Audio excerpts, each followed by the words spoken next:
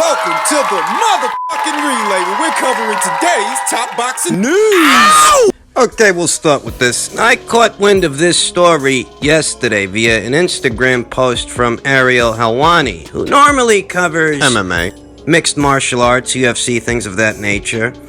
It was posted that there's going to be some kind of belt on the line in the Roy Jones Jr. versus Mike Tyson grandfather fight. Per a release from the WBC, the WBC's remote scoring system will be used to evaluate Tyson and Jones Jr.'s performance. 3 champions will serve as the judges. Each round will be scored and announced to the public. California State Athletic Commission will oversee, regulate, and sanction. Raw talent, athleticism, and agility will determine the winner of the fight. Both fighters are also voluntarily participating in the clean boxing program with anti-doping testing through the Voluntary Anti-Doping Association, VADA, per a release. And, you know, for an exhibition match... You still think this is an exhibition match? Let me tell you something. The California State Athletic Commission is involved. Now, the WBC is involved. There's some kind of title on the line. Here we go. Apparently it is the Matter belt.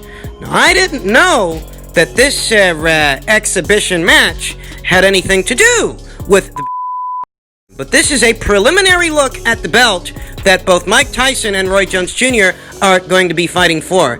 And this raises a lot of questions. Questions as far as, did the WBC actually get in contact with the...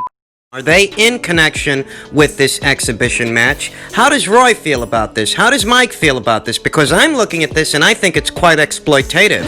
When this fight was first proposed and when it was put together, there was no discussion of the being involved. I really do wonder how Roy feels about this and how Mike feels about this, because neither one of those two guys have got any hair on their tongue. If they think this is at all exploitative, I'm sure they've got no problem addressing it. In truth, when I see this, that's how I feel about it, that this is Mauricio Suleiman's latest attempt to crash a party that he wasn't invited to, because this is an exhibition match after all. There's no need for an alphabet organization to be involved in this, and Mauricio, in his fashion, has found a way to do just that. I remember when he crashed one of Canelo Alvarez's parties with the Huichol belt, which is a belt that was made by some indigenous people down there in Mexico, and Canelo Alvarez called the spade a spade. He called him out. He let it be known that this is just Mauricio Suleiman's latest attempt to crash a party that he wasn't invited to. And when I see this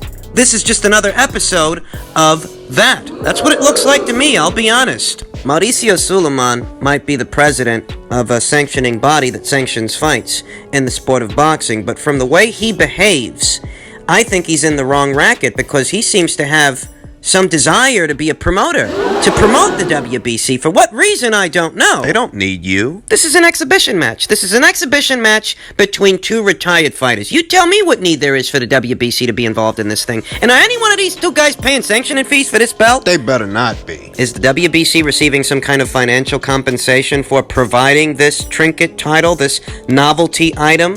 Cause... call me pessimistic, call me cynical, but I hardly think that the WBC is doing all of this, deciding to get involved in this exhibition match out of the kindness of their own hearts. You're talking about Mike Tyson. You're talking about Roy Jones Jr. Those guys know just as much as I know, just as much as you know, that when those 2 guys are involved, even in an exhibition match, it might just get a lot of attention. A lot of us grew up watching those 2 fucking guys. And where those 2 fucking guys are, even here and now, even here today, when they're both retired, wherever those 2 guys are, dollar signs are not far behind. And I have a sneaking suspicion that that's what the WBC is really after. You can't keep these guys out of a situation like this. Consider that Canelo Alvarez outright disavowed the WBC when he was ordered by them to fight Gennady Golovkin all those years ago. That initial order, that initial deadline. Canelo Alvarez, in so many words, told them to go fuck themselves, and they can keep their belt. Fuck that belt. And they still tried to horn in on one of his fights. They still tried to weasel their way into that guy's affairs because they know what kind of sanctioning fees they can get from his fights. Their attempt to smooth things over after they ruffled his feathers. So when I think of that, and I see this, what I see is More of the same. Now, I don't know that either Mike or Roy have any aversion to the WBC's involvement or this belt.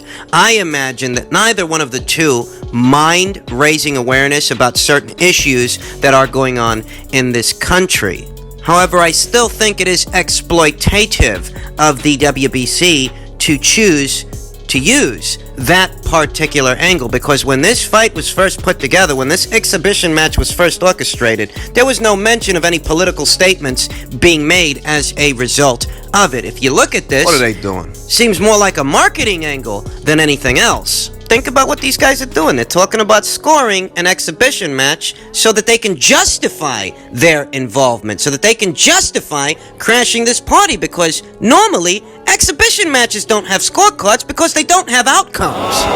And yet this exhibition match is set to have one per the WBC's remote scoring system and the trinket title they have so chosen to put on the line. The WBC are often characterized by fight fans as crooks. Crooks.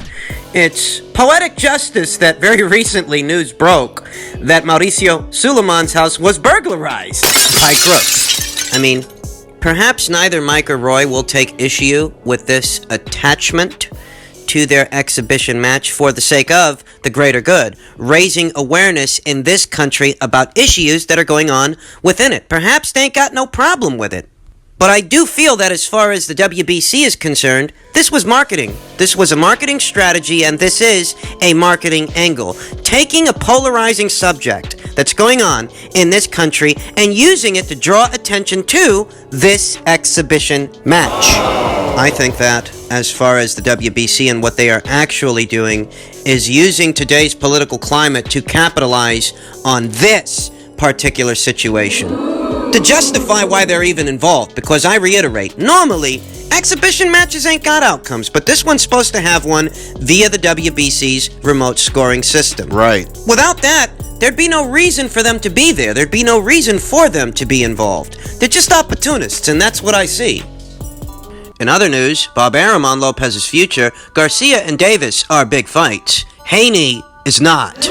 Arum said he will take his cues from Lopez before weighing in on what moves he should make and when. I want to hear what he and his father, Teofimo Lopez Sr., have to say before I start giving advice, because obviously the weight and everything, it depends on what weight he wants to fight at. Once they tell me how they want to go, I'll tell them what the opportunities are in each weight class. I know he will want to go in February, as early as possible. January we see Shakur Stevenson slated, so that's his date. We got to get the football season over with, and we'd give Teofimo the next spot up. His dream is to fight the Ramirez versus Taylor winner, but I'll have to explain to him that the earliest possible that could take place is the end of next year, because Taylor and Ramirez will fight in the spring, and the winner is obligated to fight the mandatory challenger, Jack Catterall. Both guys committed to fighting Catterall. Whoever wins has to fight Catterall. If Teofimo wants to stay at 135 pounds to defend his title, the biggest fight would be if Garcia beats Luke Campbell. For him to fight Garcia would be a huge fight, given Garcia's social media following. We have a great relationship with Garcia's promoter, Golden Boy Promotions. Davis has been, because of his promoter, Floyd Mayweather, promoted very well, particularly in urban communities, Arum said, acknowledging Davis's drawing power. So that would be a pretty interesting fight. Haney is not known outside of hardcore boxing fans, Arum said. He's fought on a platform that doesn't reach anybody. Unlike Haney, Davis has gotten eyeballs. Haney has not gotten eyeballs. That DAZN platform has virtually no subscribers. Right now, Haney doesn't have the eyeballs that the other two guys, Garcia and Davis, do. Right now, Teofimo is the big guy coming off the Lomachenko fight. He has the biggest network in ESPN, Arum said. So therefore, a Garcia fight could be on ESPN. The Gervonta Davis fight could be on ESPN because we have a good relationship with Mayweather. I'll be honest. Uncle Bob might be more sweet on the idea of Teofimo Lopez taking on either Ryan Garcia or Gervonta Davis. But in truth, I wouldn't bank on either of those two fights happening anywhere inside of the next 2 to 3 fights. I wouldn't. I don't think that those fights are right around the corner. Even if Ryan Garcia beats Luke Campbell, I don't see Ryan fighting Teofimo anywhere inside of the next 2 to 3 fights. Gervonta Davis, you can forget about it. The politics of boxing have prevented him from locking horns with most anyone and everyone at 130 or 135 pounds. And it's the funniest thing because the one guy that Bob Arum is blowing off just so happens to be the one guy who's a more feasible fight for his fighter. Eddie Hearn is willing to work with Bob. He has in the past. And I think he'd be willing to make that Haney versus Lopez fight more so than the people at Golden Boy would be willing to make that Garcia versus Lopez fight, and more so than the people at Mayweather Promotions would be willing to make that Davis versus Lopez fight. But Bob, he's not receptive to that idea, and because of this, it puts Devin Haney in a bit of a situation to where he may not get the fight. The biggest fish in the pond at 135 pounds, and rest assured, this has happened before. It happened with Vasyl Lomachenko for one reason or another, and it seems to be happening again, except this time it's with Teofimo Lopez. Devin Haney finds himself in a bind. What is Devin Haney to do? I'll tell you. He needs to forget about Teofimo for now, because Teofimo's not a part of his immediate future. What Devin and his team need to do is incentivize themselves as opponents by creating their own buzz, getting their own thing going. The way that Teofimo did when he took out Maynard, the way that Teofimo did when he took out Comey, and the way that Teofimo is doing by having beaten, unseaten Vasyl Lomachenko. Devin Haney and his people need to work independently of Teofimo Lopez to create their own excitement, create their own buzz, and one way they can do that is to get past this Gamboa fight, because I don't think this fight is going to do much of anything for him or his marquee value. Get past this Gamboa fight and see about getting Jorge Linares in the ring. They need names. Because of the young generation of fighters that are coming up the ranks right now, Devin Haney appears to have the thinnest resume among them. You know, Teofimo Lopez, he's collected the biggest scalp at this weight. Ryan Garcia is stepping up in class with Luke Campbell. And while Gervonta Davis's actual fight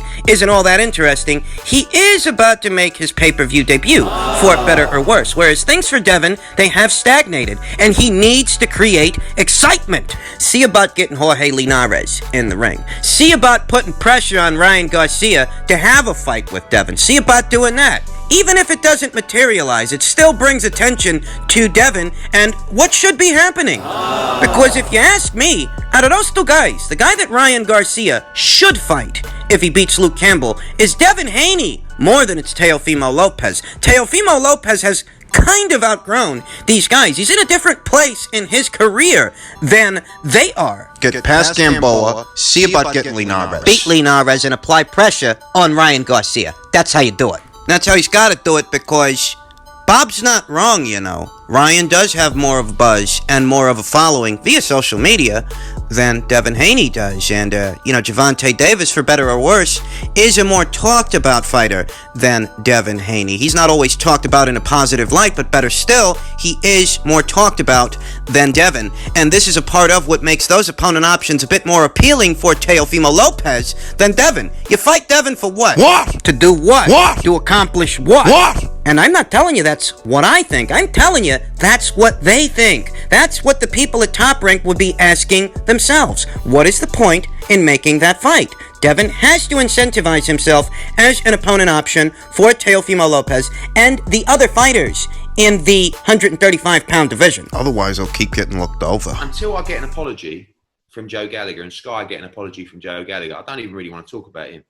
He called the fact that we couldn't agree a deal with Natasha Jonas. He accused us of being racist. You're having a fucking laugh.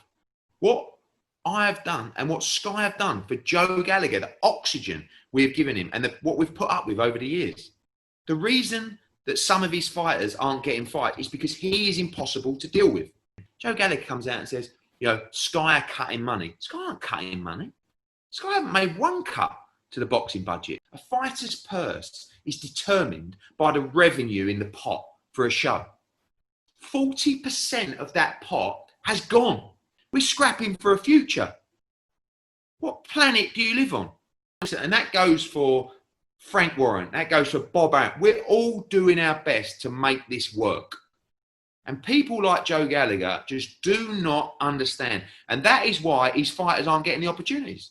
Natasha Jonas, we had a deal in place. We were offering up double money that she made from to fight Terry Harper, to fight for the world title. That card on November 14th was supposed to be Katie Taylor, Terry Harper, Natasha Jonas. In the end, they didn't want to do the Hamadushi fight. So we come back and we said, all right, we'll just do a 10-rounder. Well, we had a deal. MTK were over the moon. But Joe Gallagher balls the whole thing up. You know, it's hard because obviously Joe trains Callum Smith. I don't want to deal with Joe Gallagher. He has to apologise for those comments. He's told Sky he will apologise for those comments. So let's see. Ed, the money, right? Yeah. The difference in money in fighters' purses now, is it the difference of money in gate revenue and that's it? There's no gate. You've got Usyk Chisora fighting this weekend. We've lost a £2 million gate. Anthony Joshua has lost a £6 million gate. What planet do you live on?